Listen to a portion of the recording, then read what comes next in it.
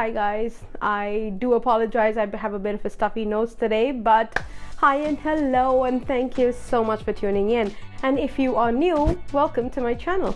My name is Preeti Rao and I am both a real estate and a mortgage broker for close to 20 years. Now, for the past 2 weeks, I've been breaking down the mortgage charter that was floated to us as a new charter. And I hope I succeeded in making you see that none of those points were original. All these so-called changes are already in effect and have actually been in effect for a few years now. So calling it a new mortgage charter, I don't know.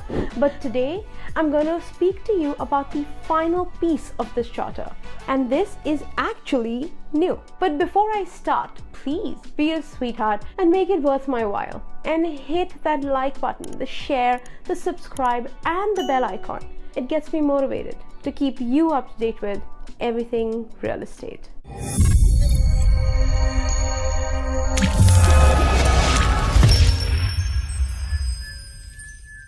Now, as you know, according to the Liberals, they had a series of initiatives in the update aimed at boosting the supply of homes in the country as Canadians continued to face high cost of housing. These included plans to put an additional $1 million into the Affordable Housing Fund and another $15 billion top up to Canadians' existing $25 billion program for low-cost rental construction financing. But the spending for this will begin in 2025, the election year. Go figure.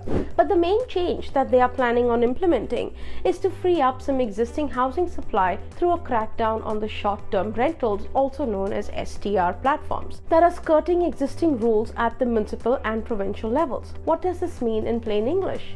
They are going after Airbnbs. The fall economic statement proposes taxation changes that would deny income tax deductions for STR operations in a market where short-term rentals are actually also banned, or where these hosts are flaunting the rules of their jurisdiction. Ottawa would also put aside $50 million starting next year to help cities enforce their STR regulations. Khan says the tax implications for STR operations are significant, as removing the ability to claim expenses on their income tax will completely change the business case for these hosts.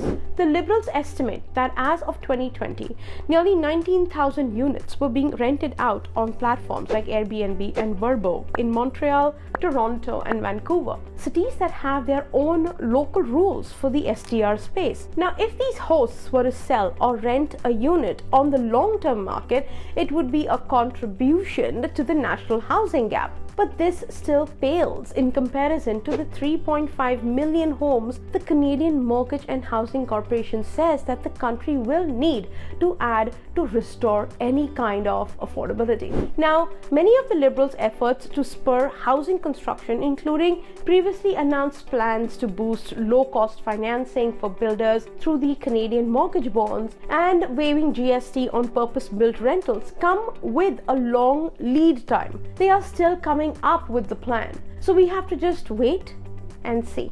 My question here is, have they stopped to think why people are opting for STR rather than long-term rentals? Before focusing on this, why on earth are they not focusing on our landlord tenancy board? Those guys are so behind that it's become a joke. Think about it. If you are a landlord, you have two choices. Put your home on Airbnb, where people come, stay, and leave. No fuss, no muss. And in the event that there is an issue, Airbnb takes care of it for you. Now, on the other hand, you are a landlord, you rent your property long term, and the tenant stops paying rent after a period of time. Now you have to hire a paralegal, send the tenant the right kind of forms, filled correctly with the correct dates, mind you, or else it will be thrown out. You will not even be given a chance. Then you have to wait for 8 to 10 months till you get the date of the hearing. Till then, the tenant is living there for free and posting on social media on how he or she is being harassed by the landlord for rent. 10 months later, if you have still managed to make the mortgage payments and keep the property taxes up to date, you will then receive a notification saying that, okay, here you go, here's your date now. There is still no guarantee that the eviction date will be set. So now you tell me, why would anyone opt to lease out their property full time when they have a better solution through Airbnb?